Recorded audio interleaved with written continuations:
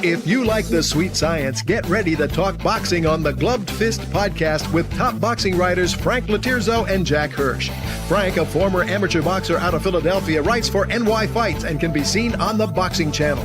Jack, an amateur boxer who competed in the New York Golden Gloves, was a 6-term president of the Boxing Writers Association. And now, here's Frank Latirzo and Jack Hirsch. And we're back. Welcome to Glove Fist. My name is Frank Latirzo, former writer, tried to be full-time observer, joined by Jack Hirsch, former 6-term president of the Boxing Writers Association of America. Jack, we had some good fights this weekend. Maybe 2 of the 5 best fighters in the sport both fought this weekend. They both look good. I don't know where you want to go first, but there's a lot to chew on. Yeah, 100%, Frank. I mean, this is going to be a great show.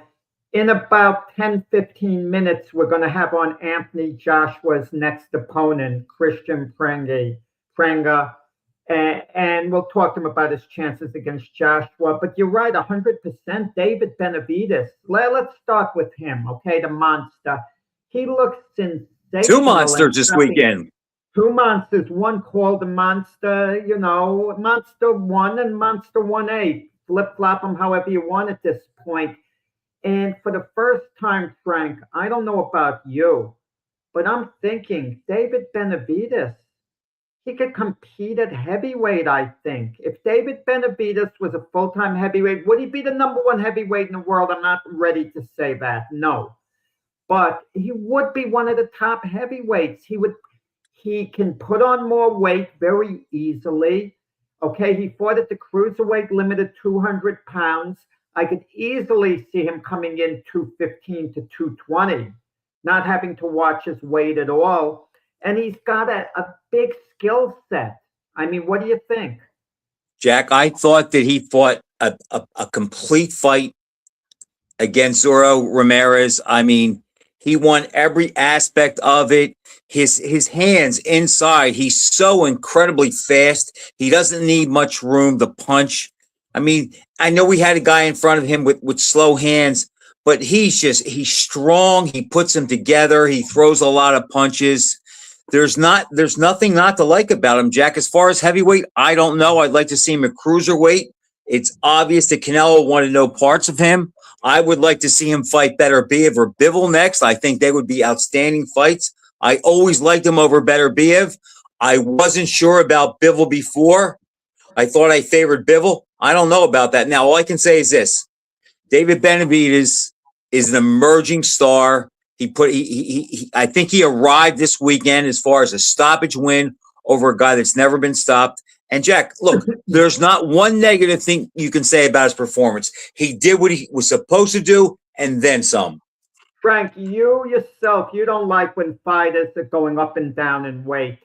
And Benavidez is now a cruiserweight. To have him make 175 isn't going to be so easy to do. He doesn't need the Bivol fight bad enough, even though it would be a great fight. It would be a super fight. I agree with that completely. But let me throw you a curveball. You're not sure about Benavidez as a heavyweight yet. You'd rather he keep away from the division. The guy who you have projected as the next big star in the heavyweight division, correct me if I'm wrong, is Moses Atamu, correct? And if Benavidez signed right now to fight Atamu, Benavidez could put on his weight, like I said, come in 215, 220, similar. Atamu's not a big heavyweight, I don't think. I think he weighs in the 220s, right? I give Benavidez no shot, Jack. You give him no shot at all. Wow, no shot. wow. I'm surprised at that. I thought you would hesitate in who you would pick. Why? Because Benavidez fights like a big guy, Jack. He's going to try to carry the fight to Atama, which he cannot do. So how does he beat him? Atama's a harder puncher. He has fast hands. Benavidez cannot run over him like he has these other guys. And even Ramirez, he didn't run him over. He kind of picked him apart and had to beat him up a little bit before he went after him. And I'll bet Ramirez weighed 220 that night. Well, I'm talking about Benavidez's skill set. Let's just detour a little and then we can come back. The biggest actual fight this weekend was a Japanese fight. John to Inoue against Nakatani. I mean, that was a, Nao Inoue against Junko Nakatani. I'm sorry, I got the Nakatani, right. mixed up. But the thing about it, I mean, that was a terrific fight. Terrific fight. Inoue got a well-deserved decision. He was pushed to the limit. Nakatani can still be a major star in the sport. He wasn't beaten badly. It was a very competitive fight. 2 scores were 116. 1 score was 115. It was a good loss. Right. If Nakatani will look back on the fight and say, I could have done more in the early rounds. Had I swung a couple of rounds my way, it could have been different. But now you talk about the next super fight coming up, the Inoue. Okay? Who's he going to fight? Jesse Bam Bam Rodriguez. Possibly. He'll beat Jesse, and I think Jesse's a great pound for pound fighter, but I just think that I think he's too small for Nakatani, for Inoue. And Jack, look, what we're seeing with Inoue is now I said he won a decision. You see he's going up in weight now. His punch isn't hurting guys as much as it was in the lower weights. And he's going to come up against some taller guys too. And Nakatani presented problems like that, especially towards the last third of the fight. He did impose his height and reach a little bit. But I love how Inoue, Jack, Nakatani was trying to get him to bite on feints, and Inoue would not do it. He would move a little bit, but he would never step out of position, and he was always in position to punch. And Nakatani was actually trying to get him to back off and reset, but Inoue did not go for the feints. He kept his feet in position and stayed in position to punch. I love that about him. And before I forget, Joe Bergman, I agree with you. I think he makes 175. Frank, you analyzed the styles and everything. I hope you did your homework assignment instead of saying bleep I did. you, Jack. Right, because we're going to have Kristian Prenga on.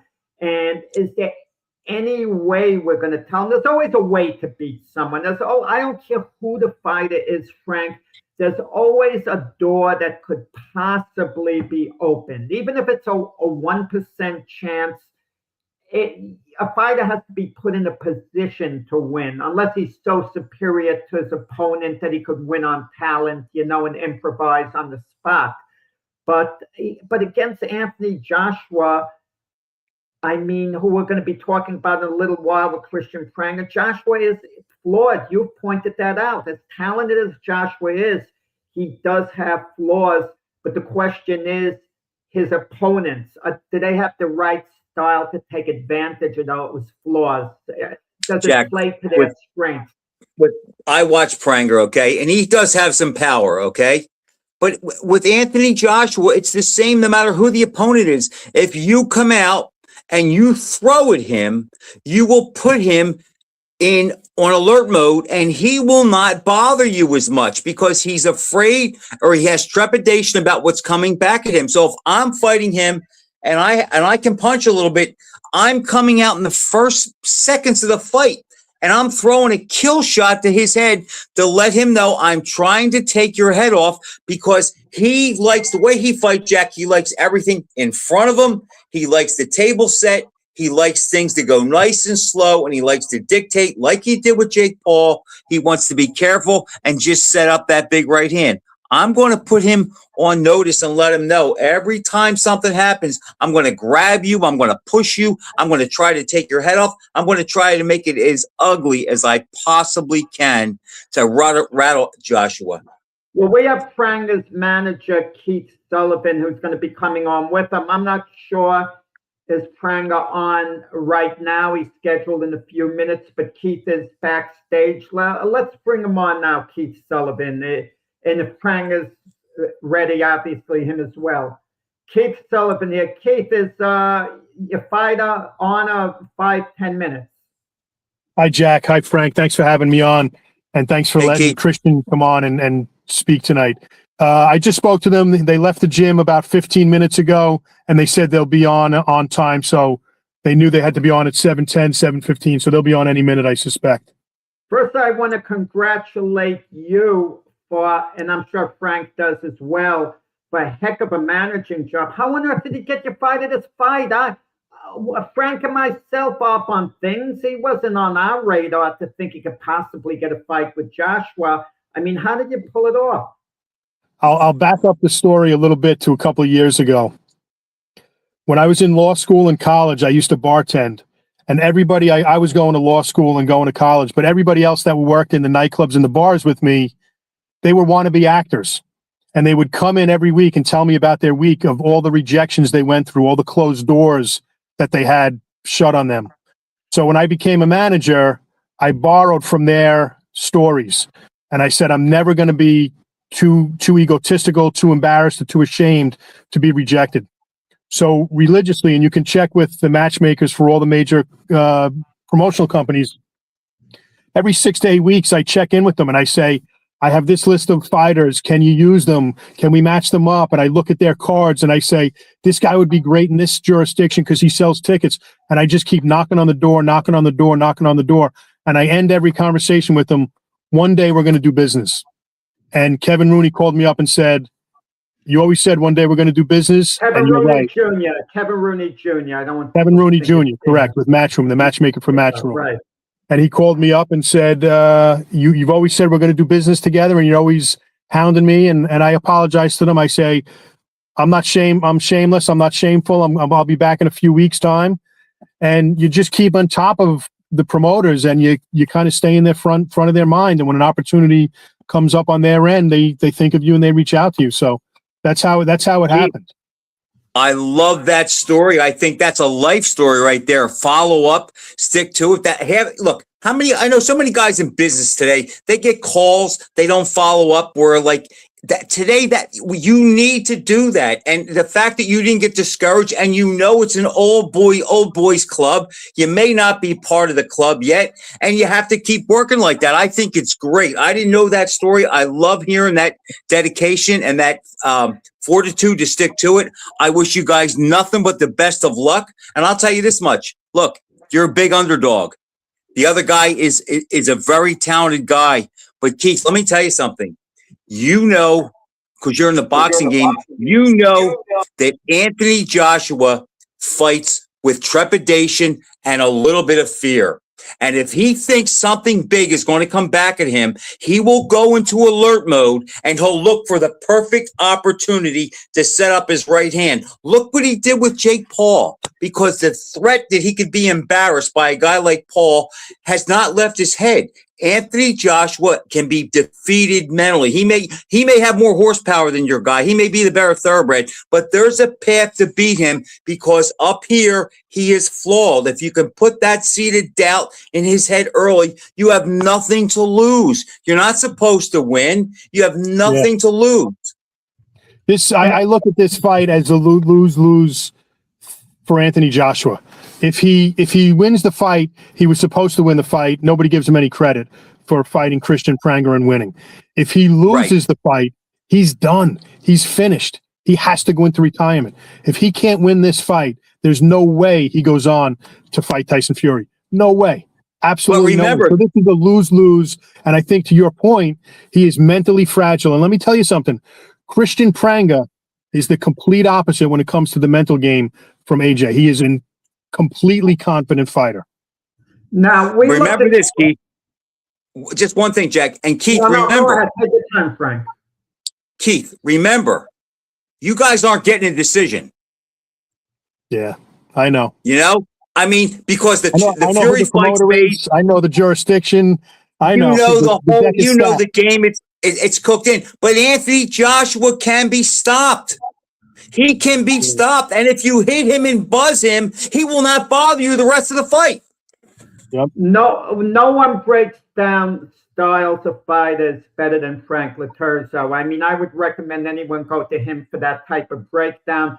I see it a little differently than Frank. I think the key to beating Joshua is tiring him out, just wrestling in close. Prenga's a big guy. Get in close, wrestle, maul, tire him out. Then he starts becoming sloppy by the later rounds, and then maybe some damage could get caused there, and Prenga can get him out of there. Jack, I agree with that. I agree, but you have to put the seed of doubt in him early before you can get to tire him out. You got to get in his head early. If you do that, it will be easier to make it rough, make it ugly, and make him uncomfortable. I'm psyched up, Keith. I'm sorry. I'm very excited for you guys. Yeah. No, thanks. Listen, I appreciate that. We're psyched. I'm going to definitely be subscribing to the Zone's Ultimate Package before that fight at some point. I can only hold out so long. I definitely think rough housing AJ is definitely a part of the game plan. We're not going to give out all our game plan, but that is definitely a part of it because that takes him out of his comfort zone. If you stand in front of him without head movement, you're front and center. That's his kill zone. You're getting cremated. That's the kill zone for AJ. Front and center. He's comfortable. You're at the end of his jab. Few jabs. He comes in with the right, and it's all over for whoever he's fighting. I don't care. But people said like, who is Kristian Prenga? I have a better question. Who has AJ fought in his last 6 fights? Otto Wallen, Robert Hellenius, a YouTuber, a UFC fighter, and he lost to Dubois. This is a guy who's supposed to be at the pinnacle of the sport, and that's the killer's row that he's fought in his last 2 years of fighting? That's pathetic. Well, don't put him down too much, Keith, because if you beat him, you want to get credit for it. Yeah, well, I think the one name that he defeated, your guy, who's recognizable, Joey Dwechko, if I'm pronouncing the name wrong, correct me, the Philadelphia heavyweight. The fight before Prenga stopped him in 5 rounds, he went 5 rounds to Richard Torres, Olympic silver medalist, unbeaten heavyweight, highly touted by Top Rank. So that comparison actually favors your guy. Now, let me ask you this, as a manager, you got to work until the very end on this fight. Just signing the fight isn't enough.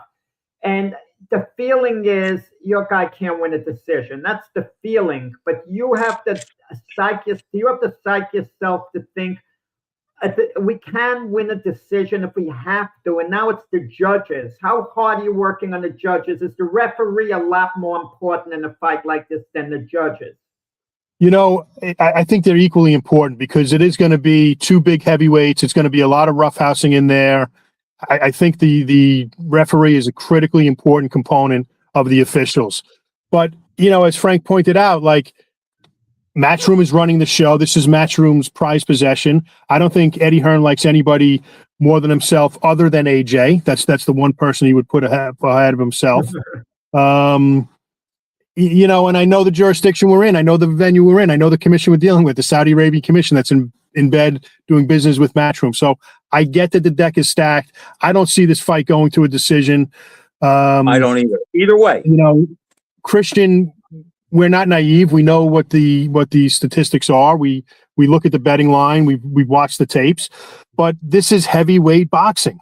This is like watching home run hitters get up to the plate.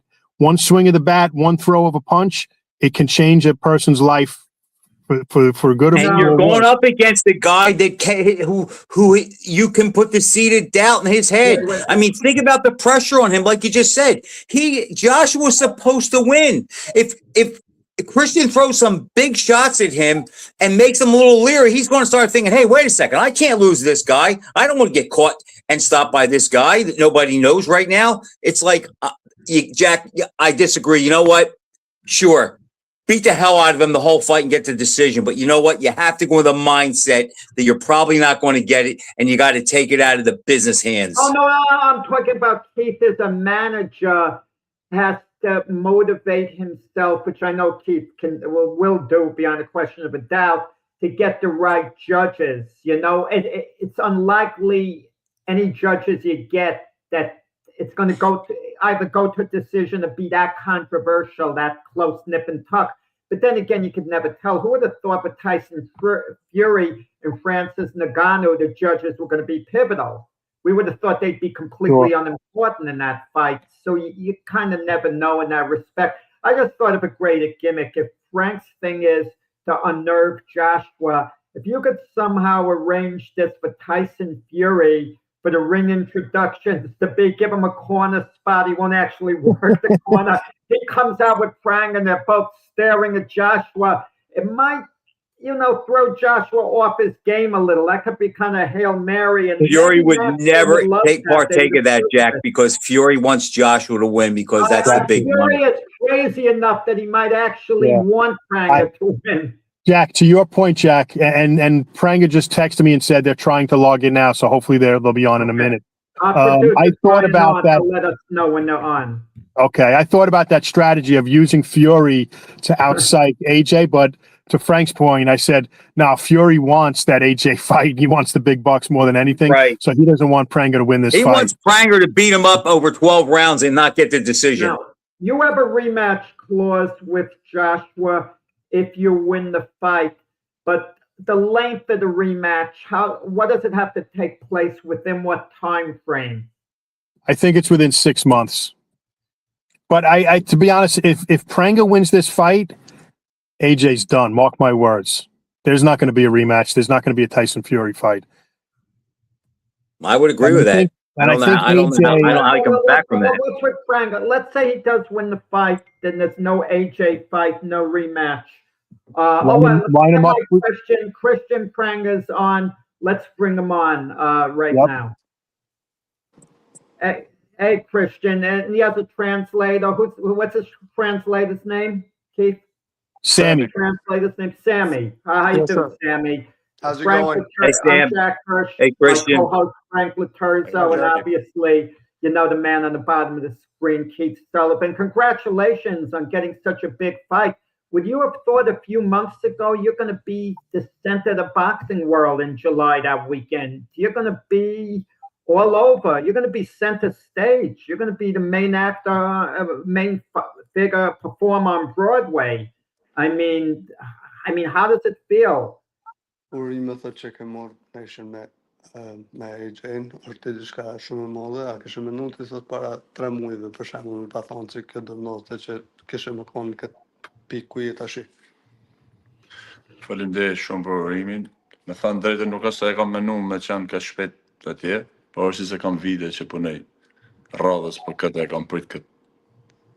Më ardhi neshje e madhe atje, por nuk është se mund të kem prit më ardhë një emër ka që masë kur është AJ.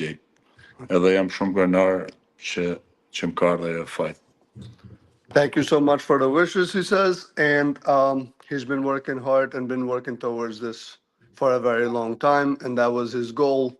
He did not expect it to be as soon as it did happen, but he's honored to have the fight, and he's ready for it, and he's very happy that it is happening. A lot of people are dismissing Kristian's chances, not giving him much of a chance. Is that the way he wants it to be? Does he want people to think he doesn't have much of a chance? So if he does win, it just makes it even bigger. Shumë njerëz thotë nuk janë ka japën kreditin që duhet, nuk janë ka çojnë zonën altë se ka me bokshu, ka me bashkë. Ai pëlqen thotë ti mënyrën se çysh është që dash, thotë se shumë njerëz nuk janë ka japën kredit e kur të fitojnë, ka me surprizu këtë edhe më fort. Kjo është më mirë sa se më pëlqen shumë fjalë. Kam jau tregu gjithë me 25. Mënyra më mirë me tregu me 25 sa me fol me fjalë. He says that I never was big on talking, and I don't like to talk a lot. And I like it this way, that they don't think much of me or they don't want to chant me a lot. He goes, but he will show himself first and then everybody else of who he is on the 25th. Yeah. Just before you ask a question, Frank, our producer, Brian, Kristian Prenga's the fighter to the left. You have his interpreter, Sammy to the right. By all means, keep Sammy's name on, but get Kristian's, on there. Someone's just tuning in so they see who he is, because you guys are hoping that come July 25th, Kristian Prenga is going to be a household name. You have anything to ask him, Frank? Sammy, ask Kristian, without giving anything away, has he watched a lot of Joshua? Does he see some paths for him to take advantage of? What, break him down as a fighter, like basically, again, don't give me the game plan, but does he see things that he thinks he can exploit the night of the fight? Po më kallëzu thot sekretin e juve, po dal fjala se çu keni planin për me fitue. Thot veç kallëzon, a keni pa diçka thot që ka ai që mundet me ju ndihmu ju për me fitue. A keni fare plani, a keni pa gjona që të bojnë ty me edhe më confident për me fitu nation. Mendoj se s'është se e kam pa vetëm unë gjatë, atë gjatë din gjithë bota ka pa se vetëm gjë që është ai nuk ka qenë. Right. He said the only thing that I will say is something that it's not just me that I've seen it or the team. Everybody has seen it. AJ has no chin. The rest, no jab or no chin? No chin. No chin. Okay. Yeah. And the best way to take advantage of that is to give him something to think about early in the fight. Put that seed of doubt there. Yeah, Kristian never. Sorry? Yeah, Kristian's never fought in Kristian, you've never fought in an atmosphere this gigantic in a fight of this magnitude, and AJ has. Do you think that gives AJ any advantage over you, as he's had so many big fights in big stadiums, big crowds? And realistically, as impressive as your record is, impressive as a lot of your performances may be, you've never fought in this type of setting before. What's your reaction to that? Nuk e pas në herë kundërshtar që ka shtë masaki këta. Nuk e pa nation stadiumet të mëdha si që ka bo kë. Nuk e pas kundërshtar të tillë. A mendon se ka me dhënë kjo avantajë atina? Atë ka me dhënë disadvantajë ty, apo si mendon ti? Mendoj se s'ka me më dhënë nej disavantajë, sepse gjithë janë rrit prej të vogël, janë botë mëdhej, se asë janë s'ka direkt I madh, po mendoj se s'ka me dhënë asë gjatë. Mendoj se ka me pas shumë tifozat mi, ma marrmenja dhe tjetë, nuk po thamë gjysa stadiumit, po shumë dhe kemë shumë tifozat mi. So, it's not a disadvantage for him because he says that everyone came from somewhere and grew and became where he is and got where he is. So it's just the same thing for him, and he's not going to feel lonely over there either, because not half of the stadium, but a huge percentage of the place is going to be filled up with his fans. And Keith, a question to Keith Sullivan. Is there any strategy you and Kristian are going to work on for the post-fight press conference to maybe get inside AJ's head? Is the idea to be quiet, a low key, and hope, or be a little loud?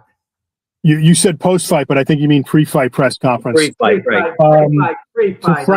To Frank's point, Pre-fight. We're going to get inside AJ's head long before that press conference ever starts. Trust me. We already have a strategy. I already have my managers, my PT Barnum mindset going. We're going to get inside and be living inside AJ's mind long before that press conference ever takes place. I wouldn't want to be in AJ's mindset for the next 12 weeks. It's a terrible place to be because, like I said at the beginning, this is a lose-lose situation for him. For everything that AJ has, amateur experience, 2 Olympic medals, 2 or 3-time world champion, millions upon millions, all the wins he's had, all the accolades. Kristian has none of that. He hasn't been privileged enough to have that. But what he has is heart. He has the pressure and the burden and responsibility of his home country, Albania, on his shoulders, and he wears that tremendously respectfully and forthright. And he has tremendous confidence. He is the polar opposite of AJ when it comes to the mental game. As you can see now, he's just calm, relaxed. He doesn't care if he's fighting in a phone booth in Atlantic City or he's fighting on the world stage in Saudi Arabia. It's going to have no effect on him whatsoever. And that's a mentally tough, mentally strong fighter who's ready to shock the world come July. 100%. What is Kristian's experience as far as how long has he actually been training as a fighter? To anybody who wants. Sa ko ki që I ka bën që ke filluar si fighter. I start first thing I start taekwondo after I changed after 3 years kickboxing. I fight for kickboxing for 5 years, and after I turned pro right away in 2016. So Kristian was a kickboxer before he boxed? Yes. Two-time European champion. Yeah. Yeah. I didn't know that. Well, I like that. I like that as far as the mindset goes, as far as he's been kicked so we know he takes a shot. So if AJ just thinks he can come in and just touch him and he's going to fall over, well, that might not be the case. No, I promise you, no, it's not gonna happen like that. I like that mindset, brother. But I'm very happy for you. I like where you've come from, and I'm going to pull for you. I know you're a big underdog, and I know a lot of people say the same things you're saying when they're in that spot. But you know what? You have control of all that. You can't control anything leading up to the fight. You can't control them. Who referees it, who judges it, how many people come, how many tickets you get. The only thing you control, brother, is what you put into that between now and fight night, and make it where in order for him to beat you, he's going to have to kill you.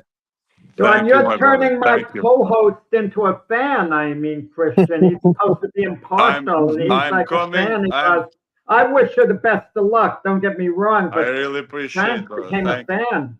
I'm coming from a really small country, but I have a big heart. I promise you.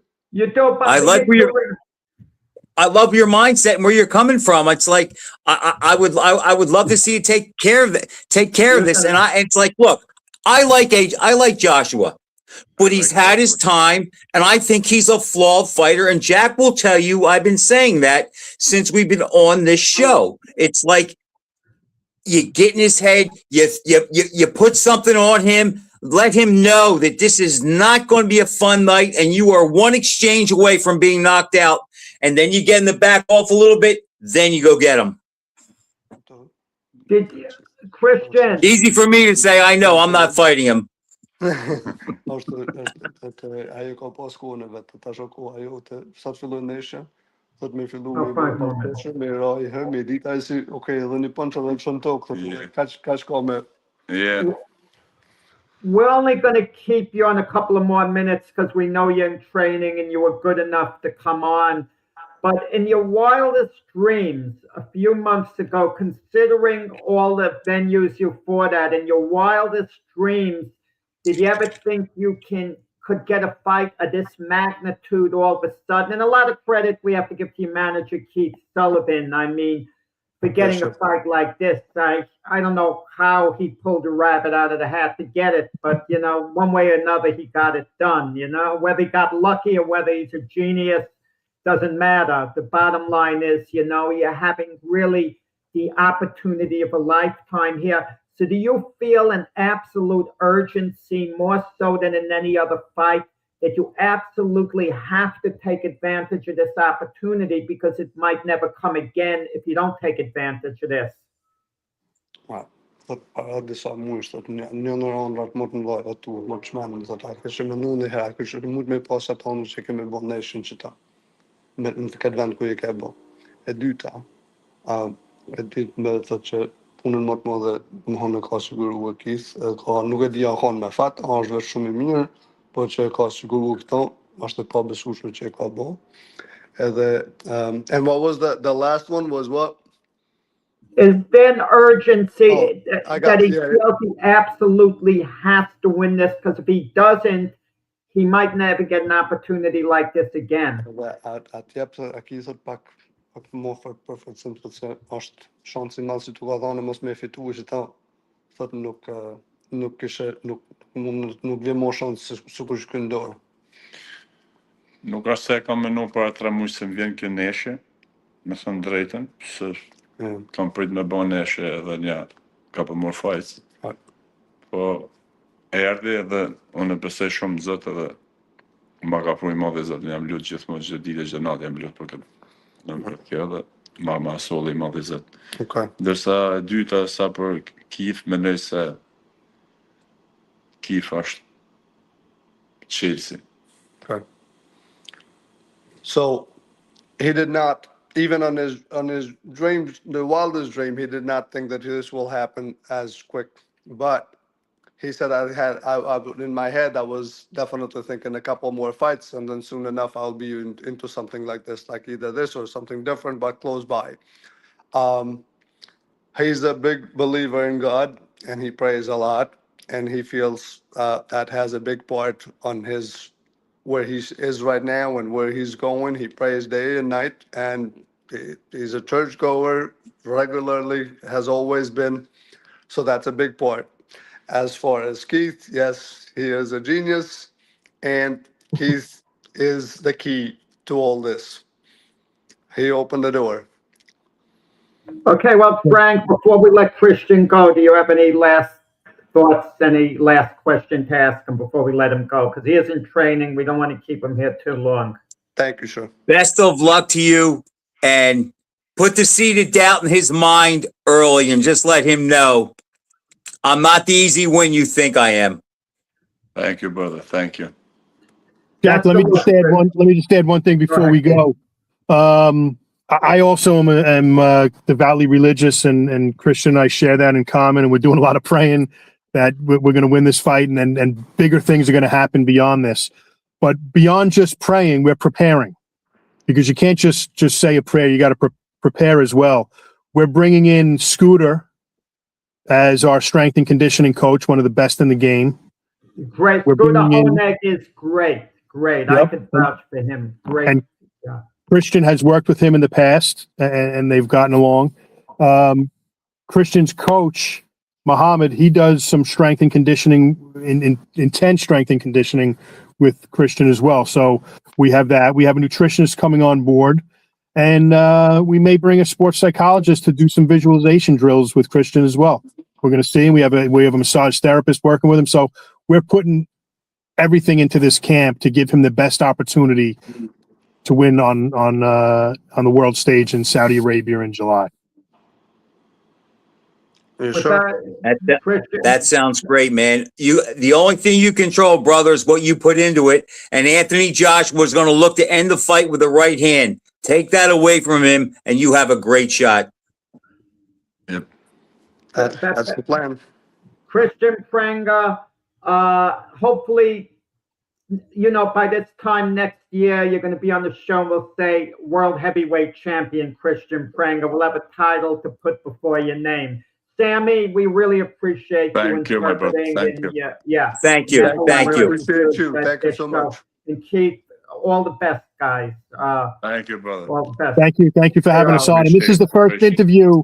We've gotten a lot of interview requests from around the globe, a lot from England, a lot from here in the States, some from Albania.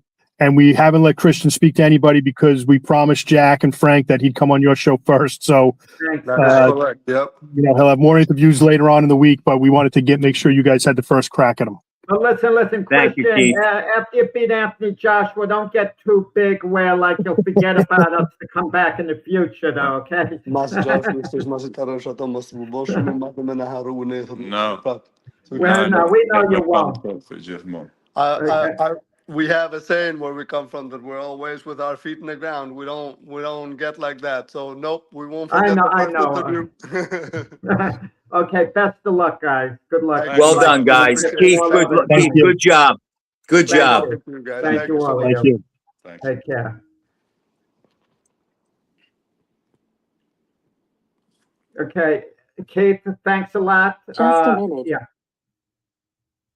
I mean, very impressive, Kristian Prenga. Very, very impressive fighter. And I'm going to tell you, Frank, what impresses me is they're leaving no stone unturned. I mean, you can't, Jack. Nutritionalists, sports psychologists, what more can they get, Frank? What You're right. more? I mean, he's being given the full resources. You know what this reminds me of a little bit, what Chuck Wepner said. He'd always fight, on short notice or just go to the gym. And when he fought Ali, it's the one time he had the best of everything. He went away to training camp. He was given things he was never given before to prepare and came up with a very representative showing. I know Kristian wants more than that. And we'll see. He's still a big underdog any way you look at it. Let's be honest about it. He's entering this fight is a big underdog. But you said something of interest, Frank. Maybe educate me a little on this. Because he was a former kickboxer, you indicated that would make him tougher and be able to take a better punch than the traditional boxer. Not so much Jack that he could take a better punch, but he's been, what I like about that is he's been tested. So when he does get hit, okay, he's used to combat. He's used to feet coming at him besides fist. Okay, so he's used to that combat. So if he does get clipped or hurt or whatever, he's not going to panic. He's been in the fire. He's fought. He's been in the fire. I know kickboxing and boxing are different. Look, Francis Ngannou had been kicked, punched, and everything, and never stopped or dropped. Joshua put him down with one shot. It's different. I mean, the mindset that he brings. And look, Jack, he's not as gifted as Joshua. I mean, they're not on the same planet. You could make a case maybe they shouldn't be in the same ring.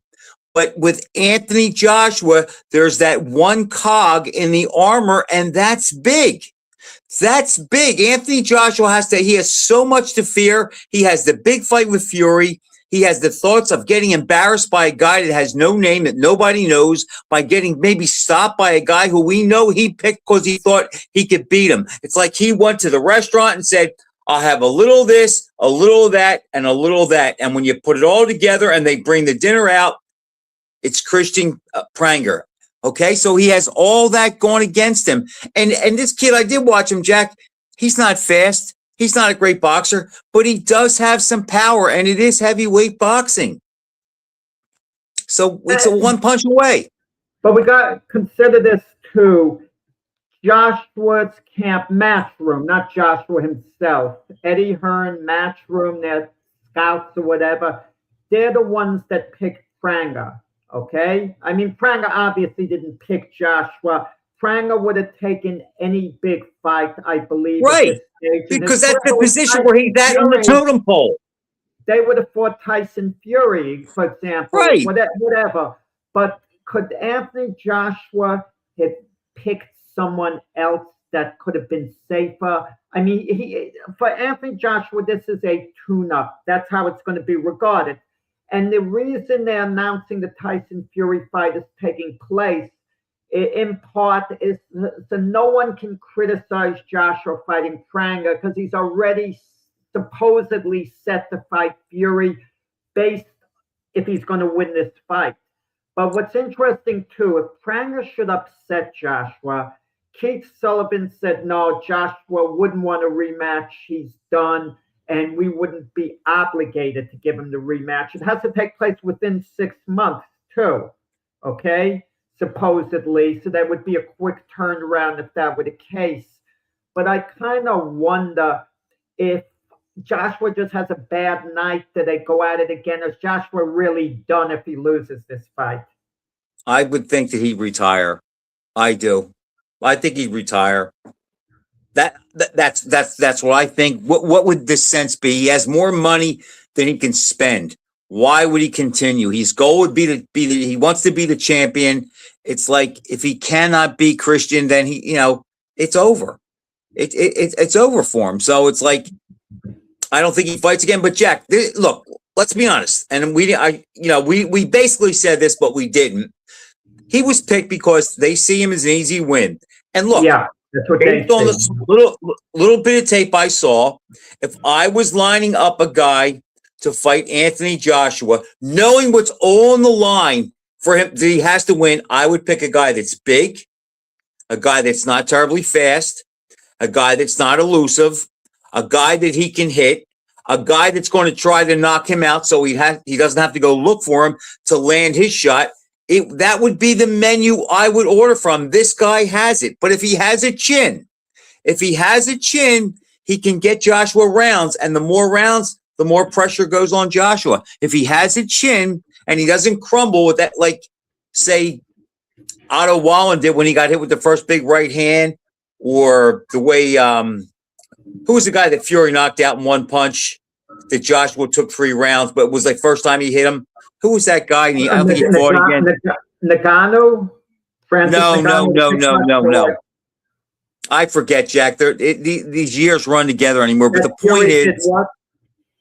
no, Joshua stopped him in 3, and then Fury stopped him in 1. Fury stopped him with one right hand the first round in New York at the Barclays Center, I think. I forget the guy's name. I don't recall. I mean, yeah, that specific I'll thing. tell you in a second. I'll look it up. But Frank, Kristian Prenga on paper looks good as well. He has a record of 20-1. Right. He's knocked out all his opponents in his victories, and the one loss happened early in his career. So his last 16 opponents he knocked out. So he has a 16-fight winning streak. Right. Off stoppages. And I'm going to tell you, Frank, you know the mindset being a former fighter as well. Nothing Dominic Brazil is the guy, Jack. Oh, right. Okay. But 16 stoppages in a row. Just the He's idea confident of having that success. I don't care who the stoppage is against. Right. Your confidence is going to grow. So even though we're looking at Prenga, I mean, it's Joshua being this heavy favorite, in Prenga's own mind, he's a winner. He doesn't look at himself as being inferior to Joshua. And if this interview he did with us now is any indication, he seems like a pretty calm, cool cat. Not unfazed. He doesn't seem to get rattled. He just kind of laughs it off, you know. And Joshua's not going to try to psych him out beforehand. It's not Joshua's style. You know, and that's what I was wondering when they said how they're going to try to get in Joshua's head. I meant to ask him, are you going to go like a little crazy, or are you going to do it underhanded and on the sly? Because if I was fighting Joshua, I would be nice to him. I would be as calm to him. I'd praise him to the hilt the whole way. And then on fight night, I'd show up and I would try to kill him. But he doesn't seem like a braggart. Everyone has their own style. Remember, I don't know whether you remember what Angelo Dundee did when Jimmy Ellis fought Ali. He switched over for one fight, even though he trained both. He was with Ellis. He was giving out He managed Ellis too.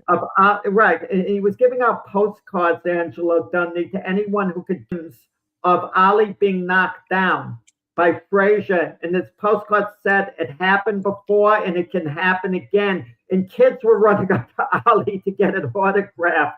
Anything they were getting their hands on. And Ali had a good sense of humor. But mind games, I don't think Prenga himself is going to initiate a mind game. His manager, Keith Sullivan, is going to try to think of something. And I got to believe, and I have no inside info with this, no inside info. It got to involve Fury, any mind games. Maybe they have Fury show up at the press conference, anything to get Joshua's mind off Prenga, maybe, and get him unfocused. I think the best thing you could do with Joshua, if you're Prenga, is not to get him mad, get him unfocused. Get his mind on Fury. Get his mind on other things. Have him not even think about this darn fight. You know, and then the bell rings, and all of a sudden, Prenga's hanging around. He's not being knocked out. And Joshua's starting to struggle. And like you said, doubt might creep in. And if doubt starts creeping in, now anything could happen. Anything could happen at that point. It becomes a battle of Joshua feeling, wow, I got to just, you know, do enough to win a decision. I got to fight 7-8 more rounds, and I'm tired already. And then he might think, I got all the money I need. I don't need this anymore. You never know what goes through the heads of these guys. The only thing I think they'll be a little different. Look, Joshua was very, very careful with Jake Paul, and I do think because he just couldn't lose to Jake Paul. So I think he was really, really careful. I don't think he'll be as careful this time because he's fighting another heavyweight, a real fighter, and there's not quite that kind of pressure on him where there was with Jake Paul. But I still think he comes to the ring with trepidation, and if you fire back at him, I do think he does look to avoid exchanges. If Kristian has a chin, Jack, it gives him a shot because Joshua can punch. There's no doubt about that. And he's going to land. Now, as impressed as we were with Prenga during the interview, it's only an interview. And Right. his victories, he's basically dominated his fights with his victories, with his own knockouts. But you never know until they get in the ring. Is Prenga truly coming to win, or would he be content with a very good showing? He loses the fight, maybe gets stopped in 8, 9 rounds, but rocks Joshua once, or loses a decision. What's his mindset? Is his mindset that of a winner? Because look at Fury's last fight against Makhmud Ankalaev. His opponent, it wasn't really coming to win. His opponent seemed satisfied to just give Fury a decent fight and leave it at that. But Jack, I think that morphed once the fight started. I think he came into the ring with the mindset to win, but I think after 3 or 4 rounds, I think he realized it's probably not going to happen, and then he looked to try to go the distance and maybe make a show or score a flash knockdown. And I think that'll be the case here. I think this kid will come in with the mindset to win. Once they touch gloves, who knows what can happen from there, from that point on. Frank, and things could happen just the opposite. Let's say we were advising Joshua. Do you tell him, hit Prenga with the hardest punches immediately, just so he'll be glad, so he'll have a mindset, I'm just glad to be here. I just want to come up with a representative. I went from 7th grade to a senior in high school, and it's like maybe I should have gone through a couple more grades. Right. I mean, you could do that too. We don't know what goes in certain fighters' heads, because Prenga's on the big stage. Does he truly believe he belongs? And he might not even know the answer himself until the fight unfolds. If he truly believes he's going to win this fight, okay, I can win whatever, he's going to keep that focus all fight, no matter what, no matter how rough things get. And we both know Joshua's the type of fighter, he could dominate the first 8 rounds hypothetically. They could be one-sided, and then he could suddenly unravel. I mean, we saw even in his great victory over Vladimir Klitschko, there was 1 round in the middle of the fight, he started to completely unravel. And of course, we saw Andy Ruiz that lost. He unraveled in that fight. When he got hit the shot to the temple, he didn't recover. Jack, here's what we know. We know Anthony Joshua is not going to come out like a house of fire. That's not who he is, and that's not what he does. We know that. So for Prang, he has that advantage to know Joshua's going to come out and he's going to try to feel him out and have a nice, quiet, easy first round, throw a couple jabs, maybe lull him to sleep and sneak him with a right hand. But we know Joshua is not going to come out to kill him. And to me, that's where the window is to send the message to put Joshua on his heels. I mean, Jack, at the end of the day, it's going to come down to, is the guy good enough or not to win? Okay. On paper, it doesn't look it. But because boxing is a lot mental as it is physical, and that he's not going to come out hard and go through the gears in the first round like other fighters that we know, it's like that will leave him open to get hit because he'll want to survey, he'll want to keep his distance a little bit, he'll want to see how he reacts to jabs. You got to touch him with something big. I mean, look, didn't Customato tell that to Ali in the Foreman fight? He says, you got to go out and hit him with something big. You got to let him know. This is not the other guy. Got that. You know what D'Amato actually got that? He had to get it from Gene Tunney, because Gene Tunney always said that his first fight with Dempsey, he wasn't thought of as being a puncher. This thing was, as soon as the fight started, hit Dempsey his hardest punch, just to put that doubt in Dempsey's mind. I can't walk through Tunney. That's where it actually originated from. But D'Amato said it. He said it to Ali against Foreman. And when George Kambosos beat Teofimo Lopez, he invoked the D'Amato line to hit him a hard punch immediately, kind of make your mark. Keith Sullivan also manages like Price Taylor, the heavyweight who we had on this show. I like this guy's mindset better. Yeah, Price is firm in his views. I mean, he's confident, but like Price is trying to convince us he doesn't need to road work. His legs are strong. and it was telling us how he would beat Usyk. He's really confident.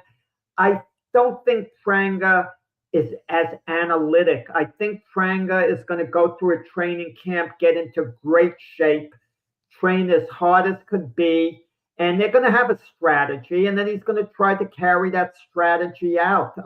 But, they have a big build-up to get in shape. When you think of it, it's the beginning of May, and it's late July.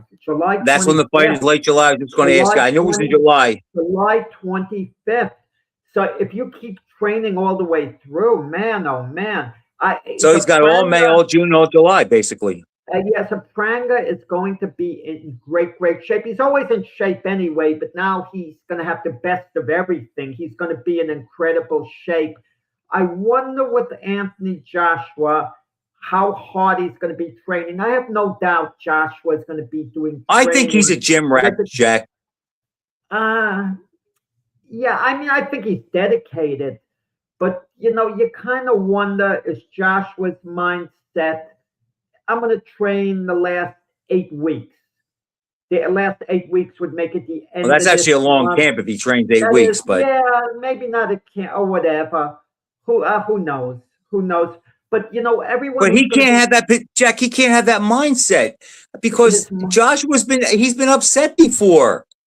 He knows he's not unbeatable. If there's any fighter that knows he's not unbeatable, it's Anthony Joshua. So he can't take nothing for granted. Frank, but this reminds me of when, maybe it's not the best example, but when Pete Rose wasn't in the Hall of Fame, he's still not. The new Hall of Famers, all they'd be asked about, do you think Pete Rose belongs in the Hall of Fame? All Josh was going to be asked about in the lead up to this fight is Tyson Fury. He's going to be asked more about Tyson Fury than he is Prenga. And they're going to say, oh, by the way, what do you know about your opponent, Prenga? They're going to ask him the same basic questions about Prenga. And Joshua is going to go. But he knows how to handle all that, Jack. He knows this game. I mean, he's 36 years old. He knows what's important. But he's been down this road so many times. Yeah, but this is his first gimme fight. Supposedly, he's had in since he turned pro, since his first 10 fights. No, I mean Jermaine Franklin. He was supposed to look good at about 3 fights ago. Stop him. It didn't quite happen. They were a little disappointed. Daniel Dubois was a big fight, competitive. Even Otto Wallen represented a little bit of a threat in people's minds because Wallen had given Tyson Fury a good fight. So, Jack, doesn't Wardley fight this weekend against the Bois? Oh, right. We got so carried away with the interview. Fabio Wardley against Daniel Dubois. Good heavyweight fight. Implications. Right, that's on the zone from the Manchester. Okay. The winner of that fight, I think fights Moses Atamu. I'll tell you why, Frank. Because Atamu's promoted by Frank Warren's Queensberry Promotions, and both Wardley and Dubois are promoted by Frank Warren's Queensberry Promotions, so they can make the fight. The fight can be made without a major hassle. Okay, so Wardley's going to fight Itama. That's going to be a big fight. Don't count Dubois out completely. Don't dismiss his chances. I mean, how good is Wardley? Let's be honest about it. Jack, he's got a chin and he's got some power, okay? When has Dubois come through in a big spot? Okay? Well, he stopped Anthony Joshua. That was a big okay, that's a bit my mistake. I forgot about that. But what he came through against a guy who's even more flawed than him in the same department, and he caught him with a nice shot. Okay? Wardley is going to weather the storm, and he's going to stop Dubois after 7 or 8 rounds, I think. I mean, it could end earlier, but I gotta agree with you because I think Dubois losing the way he did the last fight, we have to wrap it up, to Usyk the way he did, probably took something out of him mentally. I gotta feel that. Okay, Frank, a good show over here, and I think you also and myself at some point before this fight are gonna have maybe subscribe to the Zone because we're gonna want to see this live. I'm going to want to see this kid. You're right. Yeah. All right, guys. Thanks for watching, everybody. Jack, good show, and I'll talk to you next week. See ya.